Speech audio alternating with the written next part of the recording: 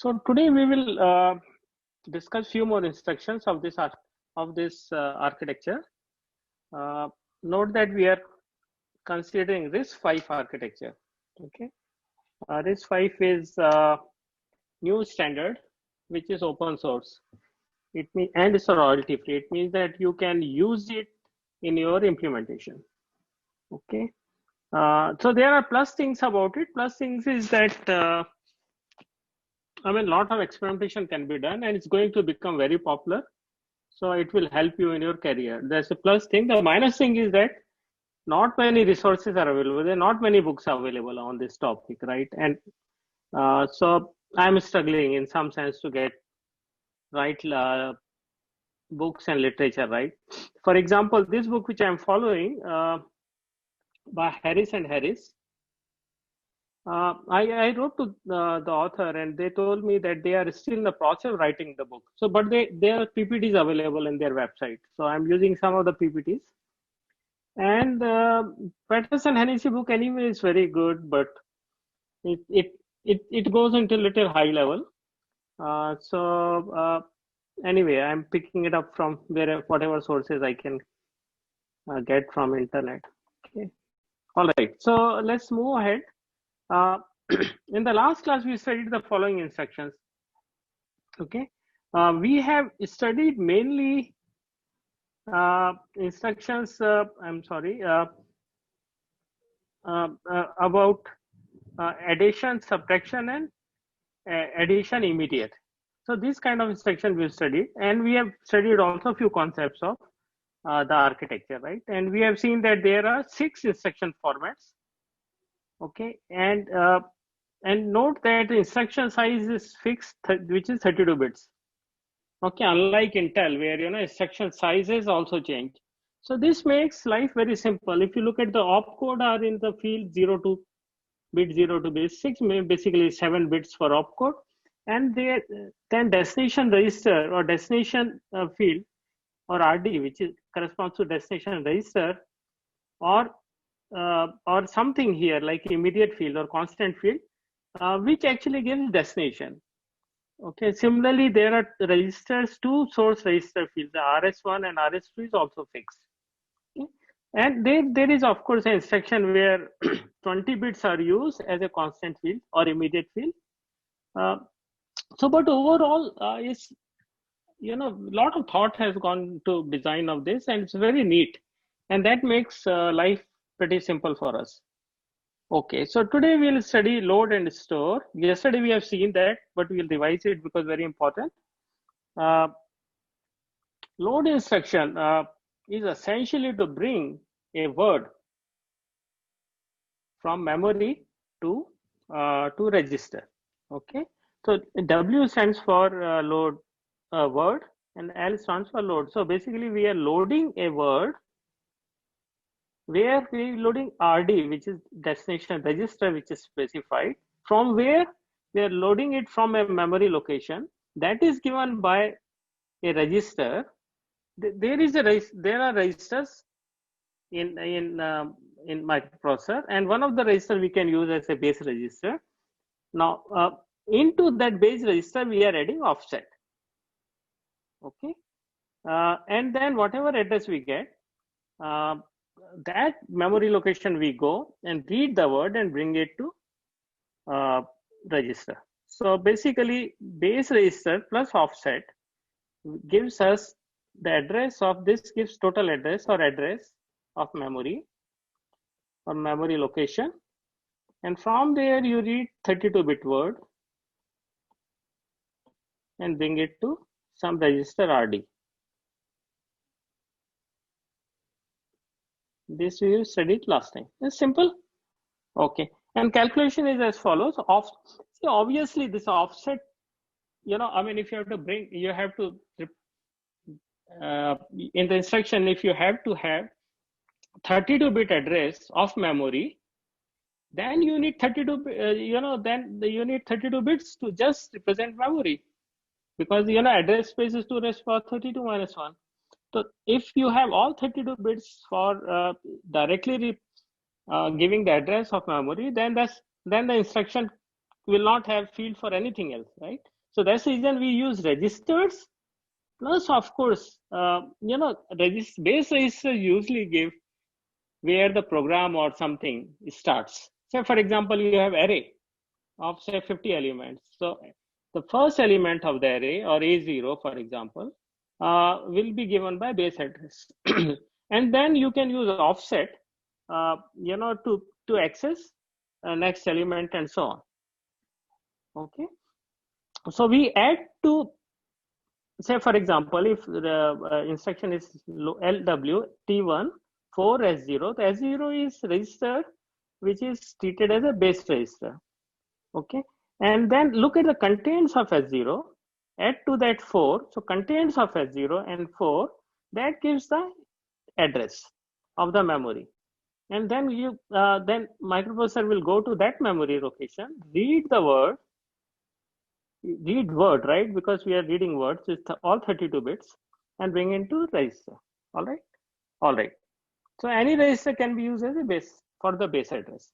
Okay, so this point we have already studied.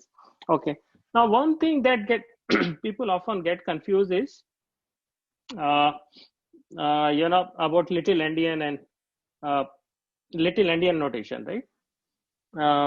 So we will look at it again today. Okay, so let's take another example, which is LW X5 4X0. Now here we are representing register numbers rather than T1 or T2 or whatever. So it means that look at register X0, read the value, add to that 4, okay, and bring the contents into register X5. All right. Now, okay, let's look at Sir, this. Sorry to interrupt, but some students are waiting in the waiting room. Oh, okay, all right, okay.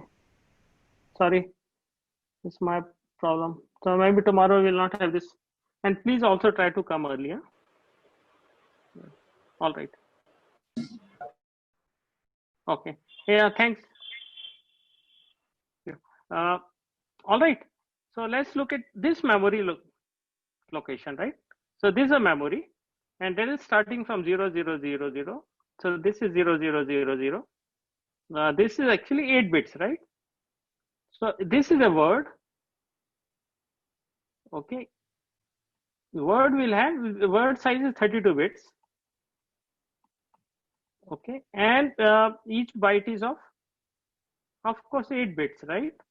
So we can have 2 characters in that, or basically 8 bits, so you can have A, B, C, D, E, F, 7, 8, or whatever, right? Because each one, like A will require 4 bits in hexadecimal notation. Okay, so these are hexadecimal notations, right? So now when we say bring word from memory location 4, so memory location 4 is this one.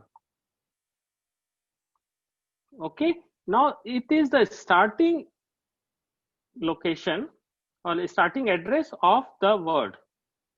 Okay, of course this represents the first byte of the word, but we use that to represent address of word as well. Okay, so now okay, so tell me, when we read this into register, what register will contain? Now this is where little endian notation will come into play. Now look at the way the address are going up. Address is going this way. Okay, so so where is LSB? LS byte of second word. This is LSB. LS byte, least significant byte. This is next significant byte, and this is most significant byte. So when we read this, and then we normally, when we create a number out of it, then we take MSB first. This is how we read. So it will be F2, F1, AC07. All right. Now this is usually the confusion. Okay. Most of the time. So let me revise what little endian memory means. Now there are a number of ways you will find in literature where people represent this. Okay. Now one way is that we represent in this way. Address is going this way. and each word will have 4 bytes, and then bytes, within bytes you can't really rearrange or something like this. Byte has to be there. You can shuffle the position of these bytes, right? You can change the position. Now here we have, when address is going this way, in little endian notation, we'll have least significant byte at the lowest address. Okay, so we'll this. Alternatively, we can view this in two-dimensional form. Okay, wherein we say that this is LSB and this is also starting address. So this is 0000. So this is word 1. This total represents word 1. So this first byte, second byte, third byte, yeah, this is fourth byte. Okay, fifth byte, sixth byte, seventh byte, and so on. So essentially, we are looking at the, if you come to this kind of notation, so we are representing it this way. So this is first byte. So starting address is here 0. This is second, third, fourth. Now this corresponds to a word, and this will be MSB, and this will be LSB, because address is starting from here, and we are going this way. So whatever notation, and then we cannot show this, in terms of long memory. So we actually go this way. So this is actually, if you unfold it, the fourth byte will come here, fifth will be here, and the address will go on this way. All right, any doubt about it? So whatever notation you use, you have to keep in mind that position of LSB, least significant byte and most significant byte. Okay, any doubt?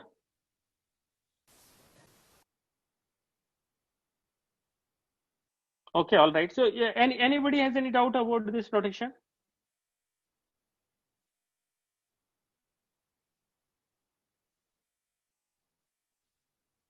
Okay, are you with me? Are you able to understand it? Any doubt?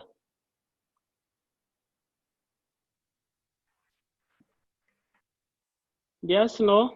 So is it it could have been the big endian form also? Big endian, the order of the bytes, right, will differ. The MSB here, now what we are showing is at higher address will come here in the first. Okay, so the order will reverse. So 3 will be here, 2 will be here, 1 will be here, 0 will be here in case of. So how will the reading register know that it has to be read in which format? Or is that? No, so basically each computer, so RISC uses only little endian. It does not use big endian. So that syntax is known.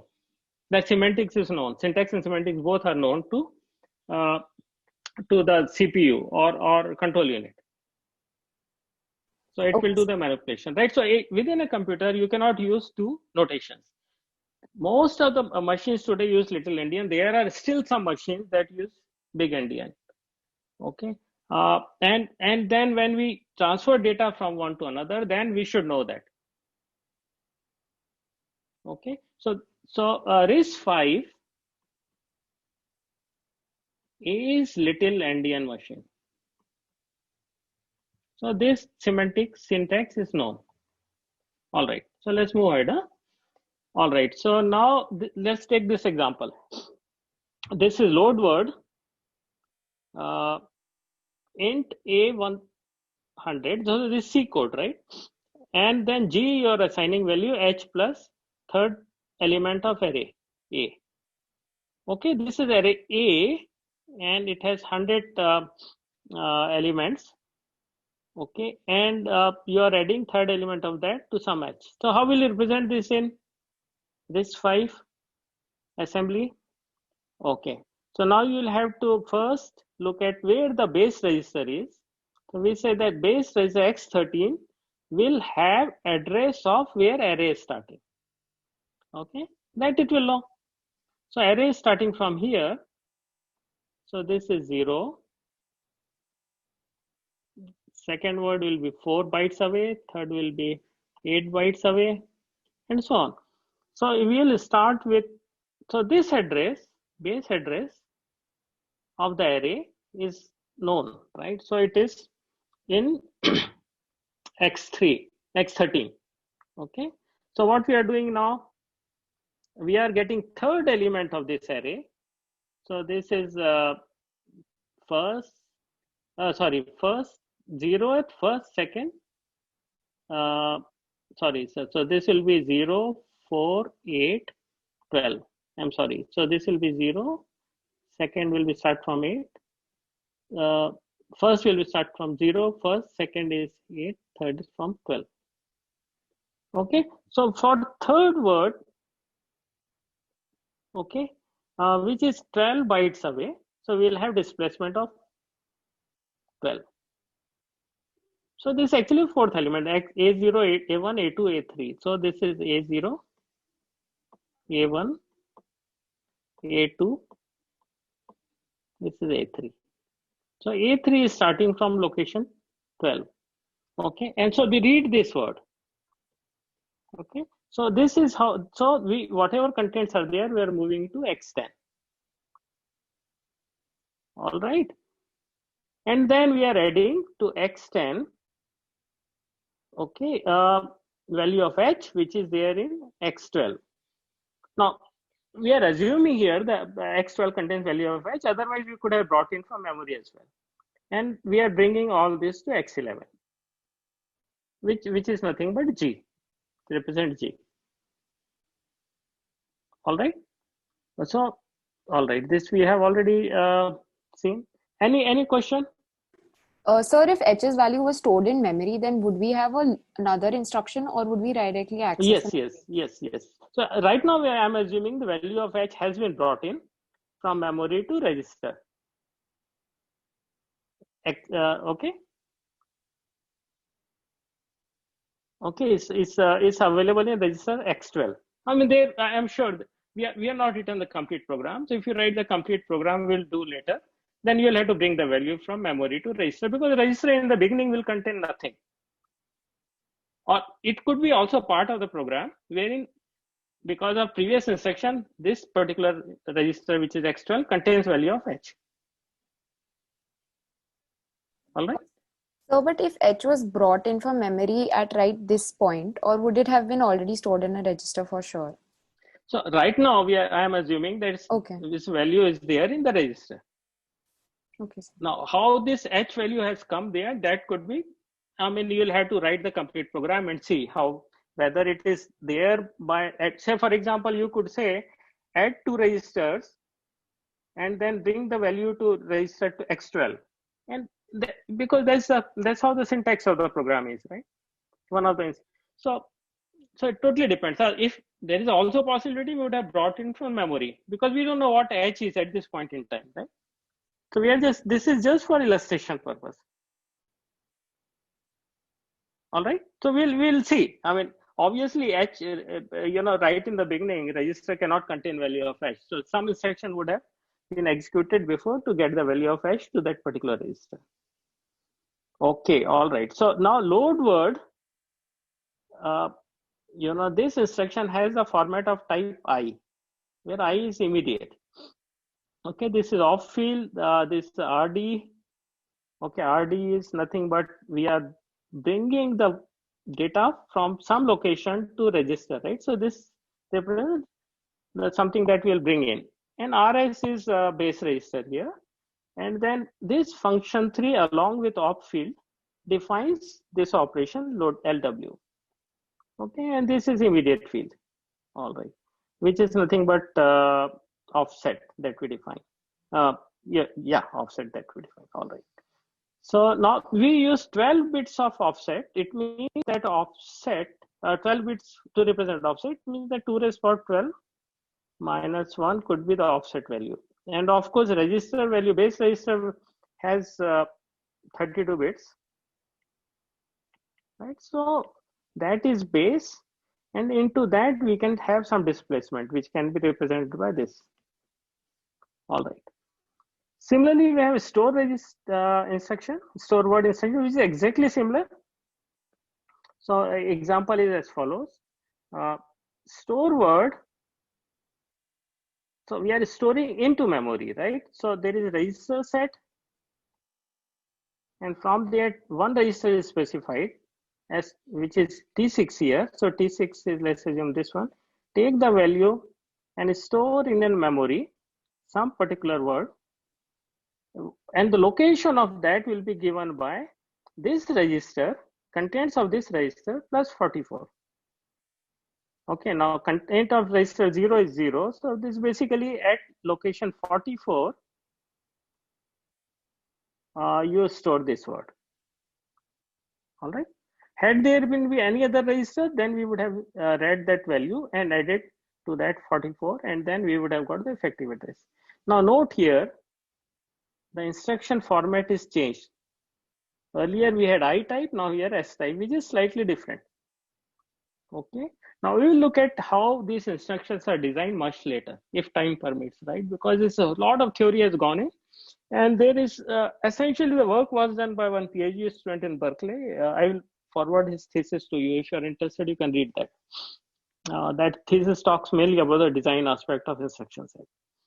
Okay, although both instructions, whether it's LW or SW, look very similar, but the formats have been designed for effectiveness. Okay, we'll look at this a little later. Let's look at the example now. Okay, so what we have done in previous example is that we have got this value. Okay, and now we, sorry, previous example anyway. Yeah, okay, we have, let's look at these two instructions. If we have to add one more instruction to that, and whatever the result, if you have to store it somewhere, okay, then we can say, for example, get the value. First is get the value which is as x13, add to that a displacement of 12, which is essentially A3. Okay, and add to that h, value of h, which is in x12, and the final value is in x10. Okay, now we have to take this value. So this, right now we have done this operation, and this is available in register x10. Now this value has to move into A10, right? A is array starting with some address, which is given by base register x13. Okay, and then 10th word of that. It means displacement now will be contents of x13 plus 40, right? So this is, we'll have instruction move to x10, contents of, sorry, move the contents of x10 to the location which is specified by x13, which is base register, and displacement is 40. It means the 40th byte from beginning or base address, you store this. So we are storing this value that we have received into this one. All right, any question? So Pavitra is trying to rejoin the meeting. She was disconnected. Oh, okay. Yeah. I'm so sorry. What happened? Okay, I'm sorry about it.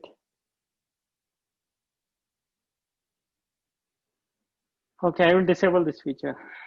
I don't know. I should have done this morning. Okay, all right.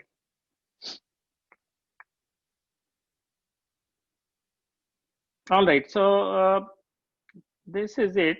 Now, so instead of bringing words, we can also bring bytes, right?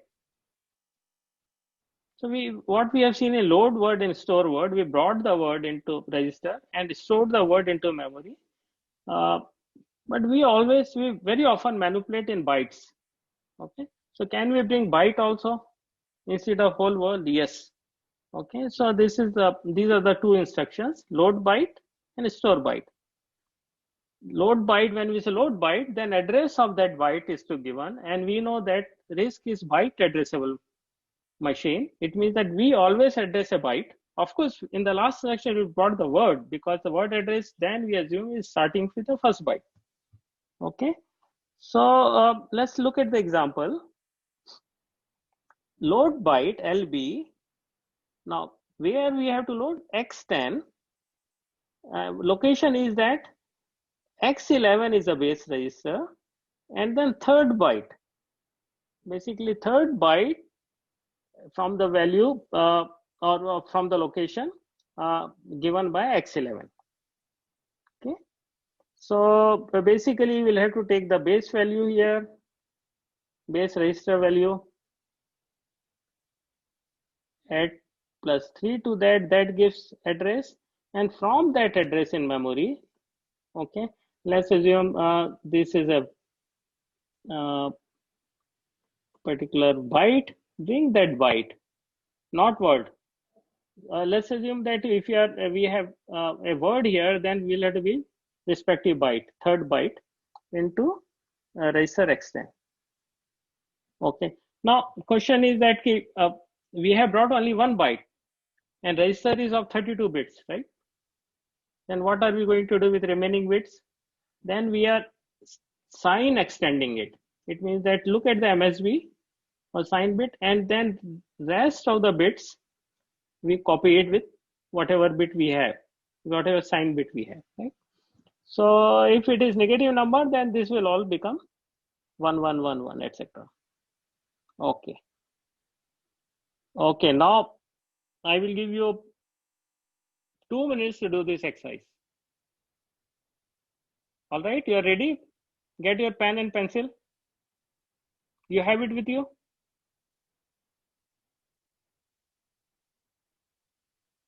Okay, otherwise just get it. First instruction is add immediate. So this is constant thing. Add immediate x0. Okay, so this value is to be added.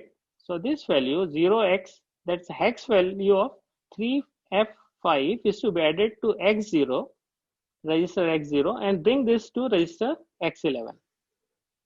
Okay, and second instruction is store that value that we have generated into memory location that is given by x5.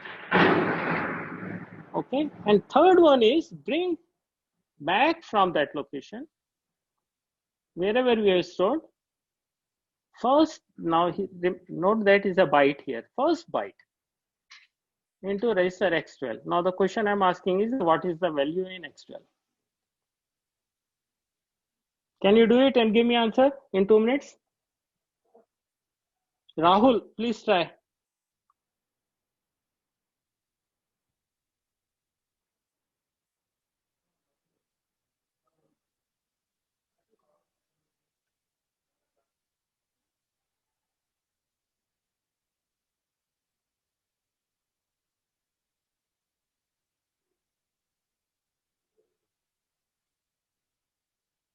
Rahul, are you trying? Yes or no?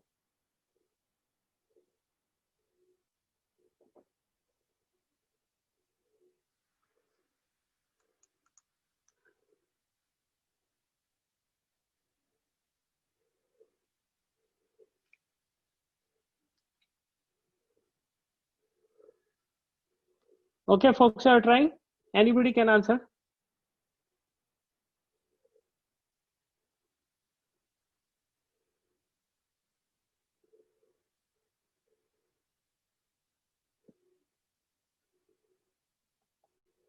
No, are you there?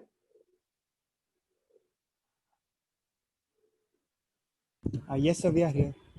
Okay, are you trying? Yes, sir. It should take more than 2 minutes if you understood it well. So answer would be one of the following to simplify your life.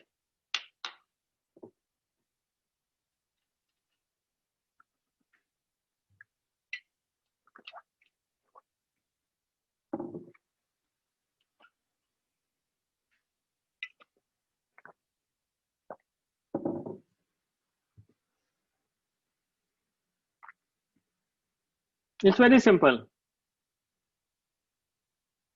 You got it, or shall we try?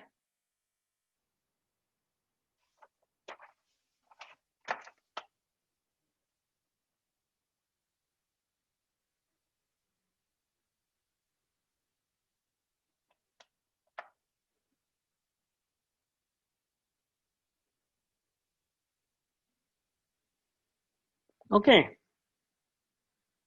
What x0 contains?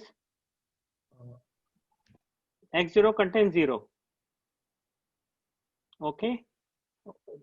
0x, of course, I mean, this represent hexadecimal number. It means that we need 4 bits, right? So what are these 4? That's 12 bits in the word, right? So it will be 0, 1, 1. F is what? 0, 0, 1, 1. Okay. Then 1, 1, 1, 1, and then 0, 1, 0, 1, right? Is it correct? This represents 5. Yes, sir. This represents 4, and this represents 3. Okay. And of course, we will have what? Remaining zeros. So these are 12 bits, remaining whatever bits we have. This makes 16. And then remaining 16 bits will have 0 zeros, 16 zeros, right? This makes 8 or another 8. All right. So what are we doing now? This is, okay, this is first 4 bits. This is second 4 bits. So this forms LSB, right? Now this forms first byte. First, yes, this is the least significant byte of the 4 bytes. So this is second byte. Also, if you call this 0, this is the first, and so on. So remaining will be all zeros. Okay. So this is what is there in X11. So basically X11 contains 0, 0, 0, 0, 16 times 0. So this 4, 5, 8, 16, and then 4 zeros more. Then 0, 0, 0, 0, 0, 0, 1, 1, which is 3, and then 1, 1, 1, 1, 0, 1, 0, 1. So this is what is there in X11. Now this we are storing into, store in whatever is contents here into X5. What X5 will contain now? Note that this is LSB. Now your memory, let's assume this is your memory. Then you will start, and it's going this way. So address 0 will contain first byte, which is 1111. Oh, sorry. Yeah. 1111 10. What is that? What is the value of 5? 100 101 0101. I made a mistake. Okay. 0101. So this first byte. What will be second byte now? This is the first byte. This is the second byte. It will be 00000011. And what will be third byte? It will be all zeros up to whatever last byte. Now what you are doing in third instruction, your LB, you are bringing the base register value remains the same. The first byte now. What is the first byte? This is the first byte. This is 0th byte. This first byte. You are bringing into X12. So what will be value of X12 now? It will be nothing but, if you represent hexadecimal, it will be 3. 0, 3 or 3. So the answer is this one. Got it?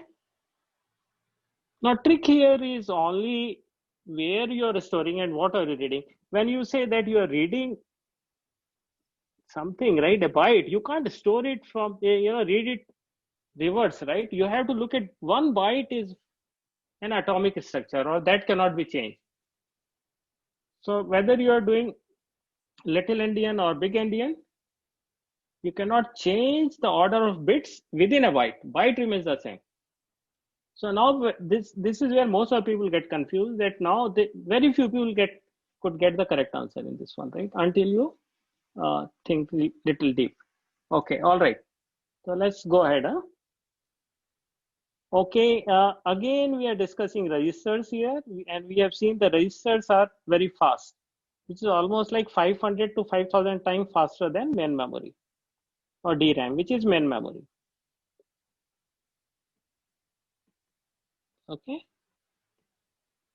All right. So now another few minutes we'll do a trivia, and then and if you Sir, if we store a character array, okay, then we know that character has 1 byte. Then if we Yes. want to get a character, then we will have to use this load byte, right? If you want to get a character, yes, you have to use load byte. Okay, and if we use load word, then we'll get a set of 4 characters then. That's right. Okay.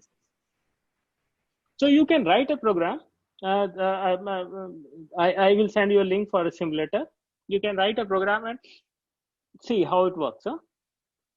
Okay. Trivia, this time trivia is little technical. I'm asking you this question because networking is also part of computer architecture, because today our computer alone has no meaning, right? If I give you a laptop and don't give internet connection, you can't do much. So computer definition of computer is moved from simple laptop or desktop to,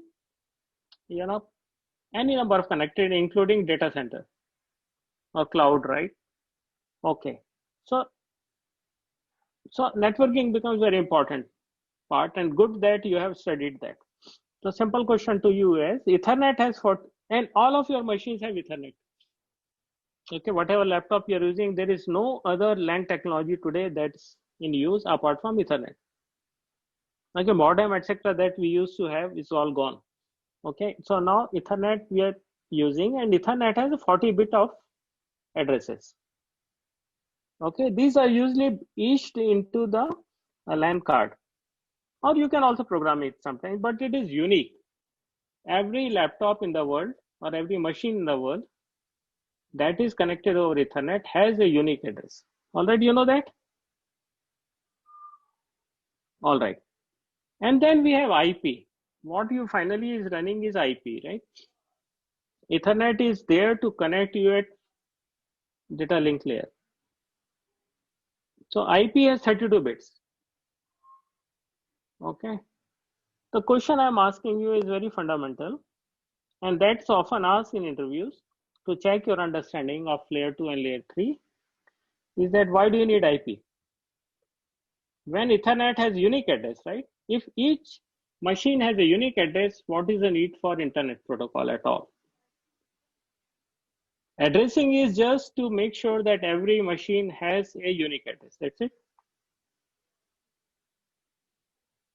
Anybody can answer?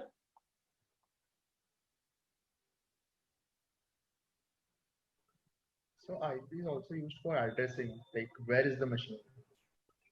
Yeah. We can't do that with Ethernet, I think. If we move the Ethernet.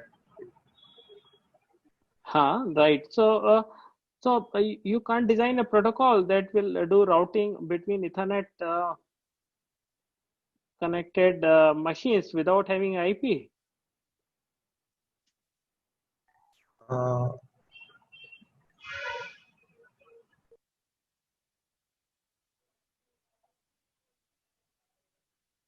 Anyone, just think. That gives you idea about why we need IP. And by the way, Ethernet alone are used in data center without having IP. There are many data centers that are running only Ethernet. Okay, so basically routing is done over Ethernet, because you would have studied possibly OSPF or BGP, right? Or ISIS, these are 3 main protocol. So how? So Ethernet uses MAC address. Yeah, so what?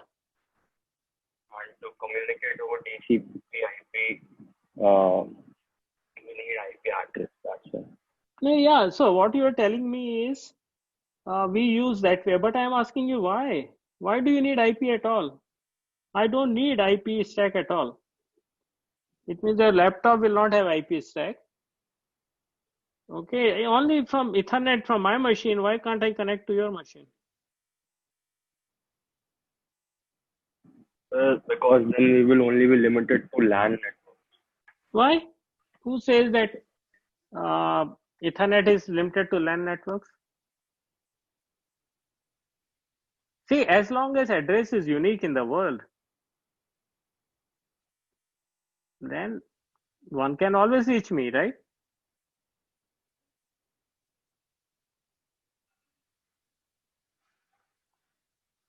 And you know, and these Ethernet addresses are unique.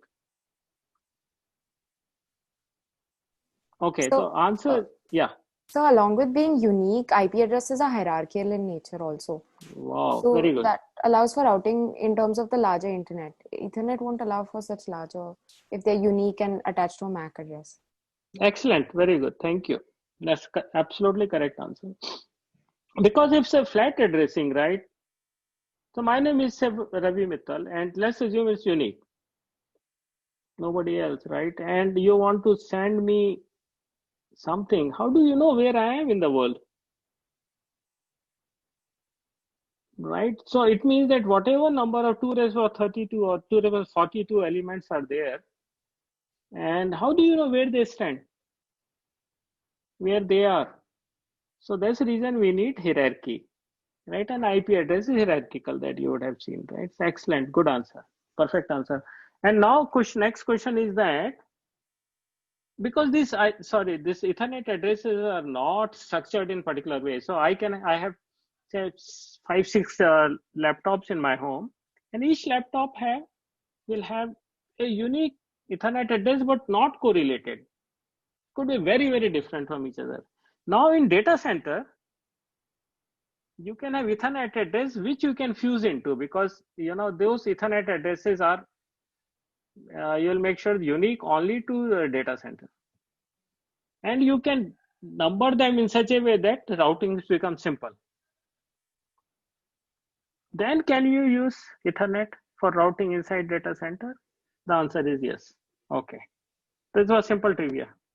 Okay, let's move into next set of instructions, which are logical instructions. And this is very simple, so we'll move very fast. Why do we need logical instruction? Because they can do bitwise manipulation. So within a byte, if you want to do any manipulation, or within a word you want to do manipulation of within the byte, okay, then you use these instructions. Okay, for example, bit by bit AND instruction, which is part of C as well as Java. And also we have corresponding instruction in RISC, which is called AND, or bit by bit OR instruction, and we have opcode called or exclusive or shift left logical. It means that shift the bits towards the left hand side by number of positions. Sorry to Similarly, interrupt, but a student is waiting in the waiting room. okay, He got disconnected. right. No, it's fine. You tell me. Good. Okay, Hashir. Okay, all right. All right. Sorry. Good. Told me. All right. Shift logical left, shift right logical, and shift right arithmetic. Okay, so we'll look at some of these today quickly. First three are no brainer. AND or exclusive or, you would have done this in logic design course. So we use AND function usually to mask certain bits, right?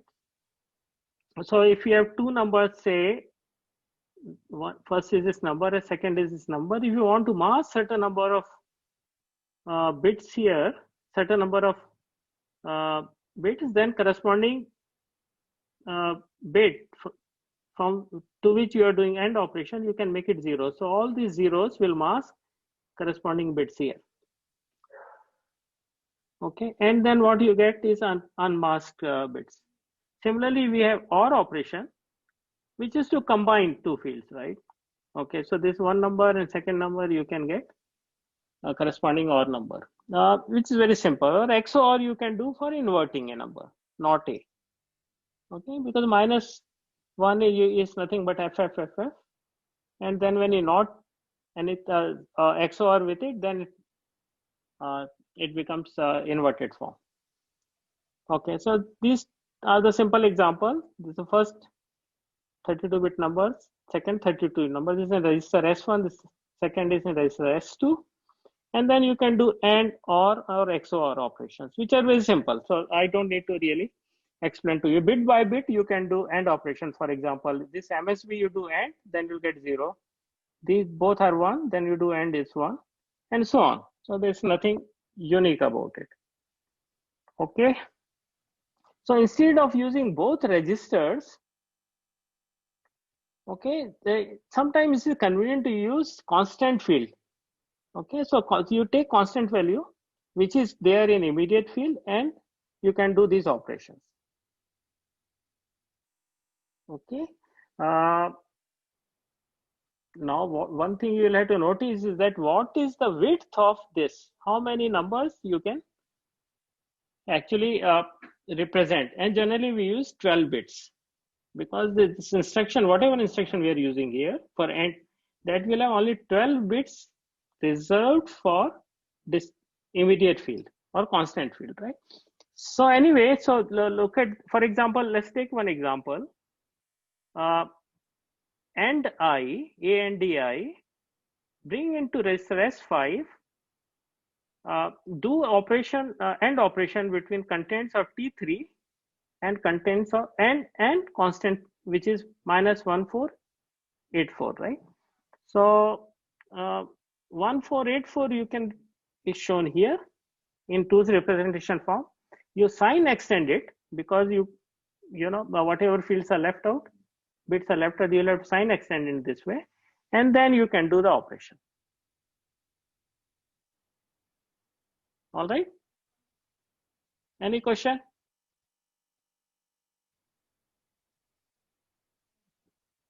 However, this displacement or this constant can always be within the range of 12 bits in 2's complement form. That's the only constraint.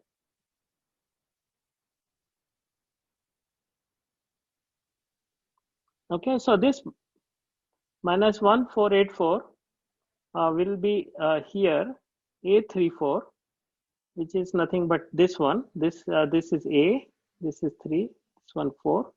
And then look at the sign bit here and sign extended. That we have already seen that. That's what we do. Okay. All right. So let's move into shift operations. Any question up to this point?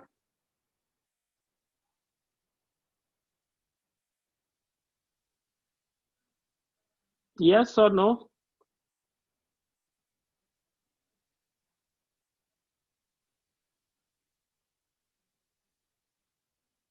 No question?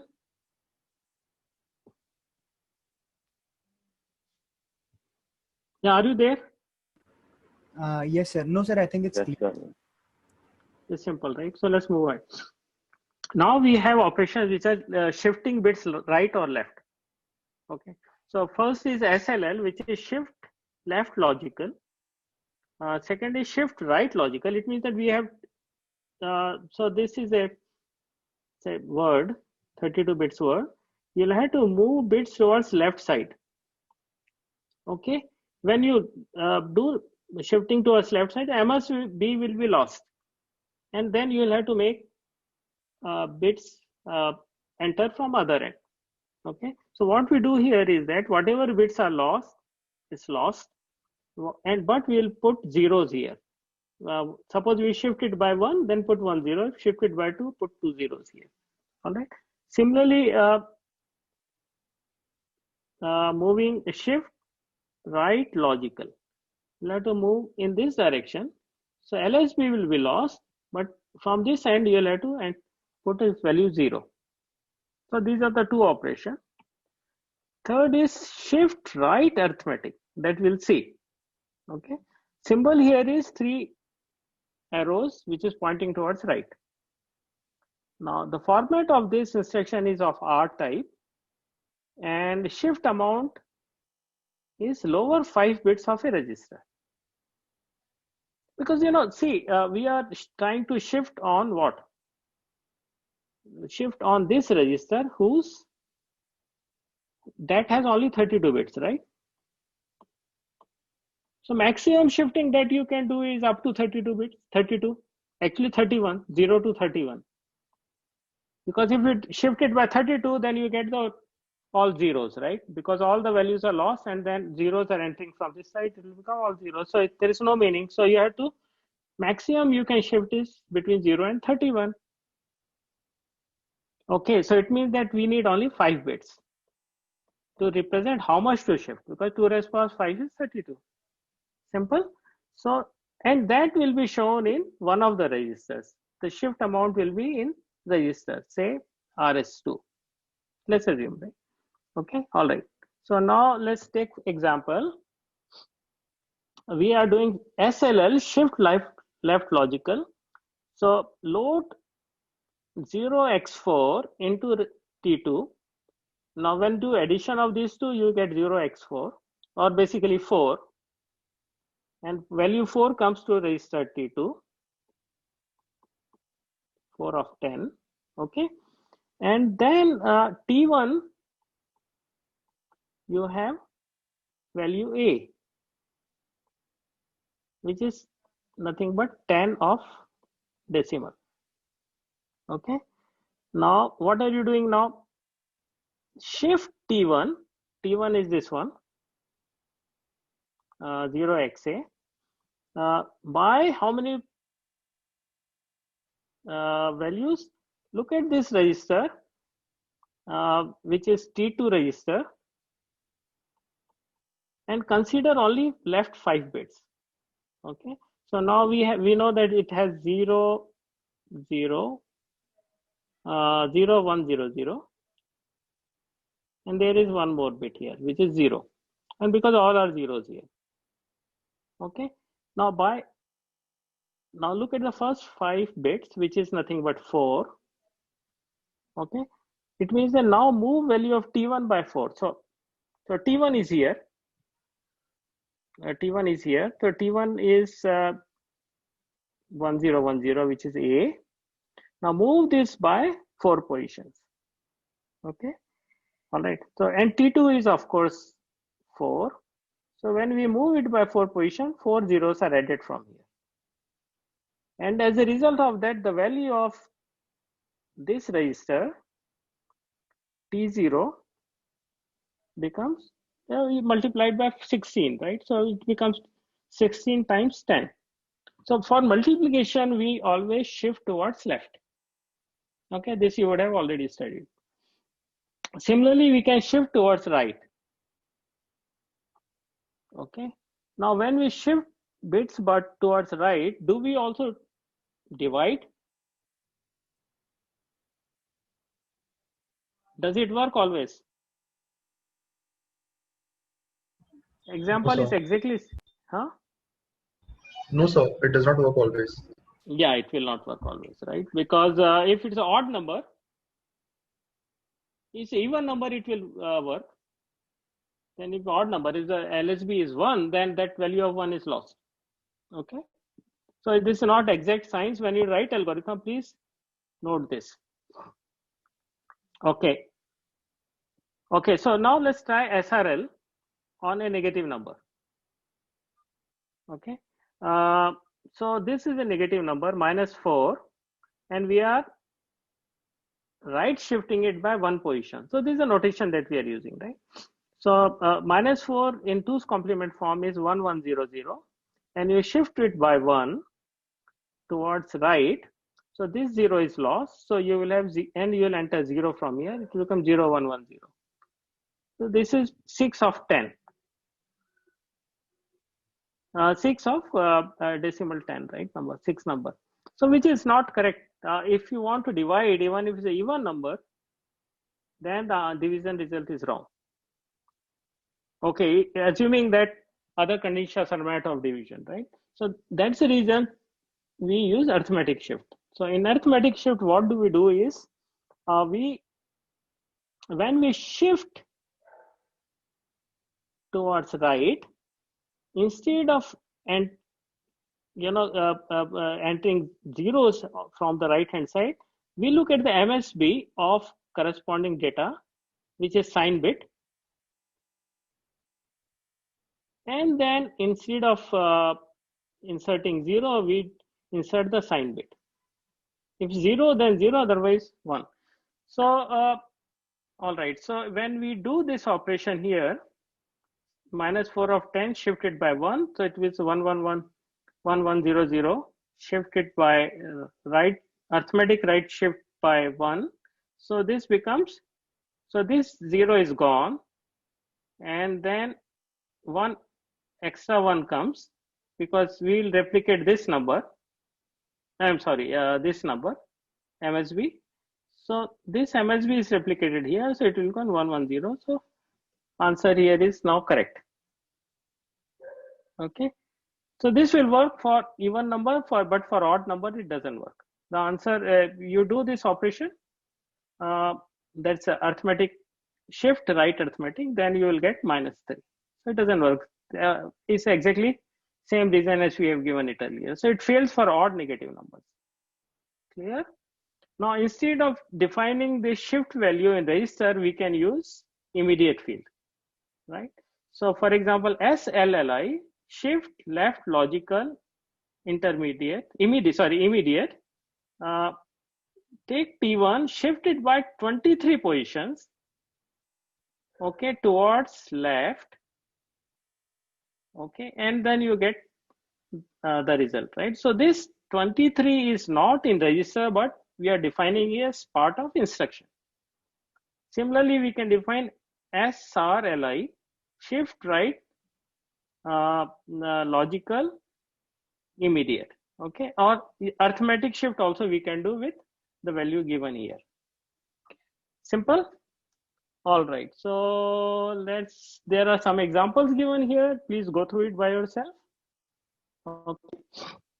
To summarize, we have studied today in brief how we can bring a word from memory to register or store a word which is in the register to memory. Similarly, we can bring a byte from memory to register, and we can take the byte from register to memory.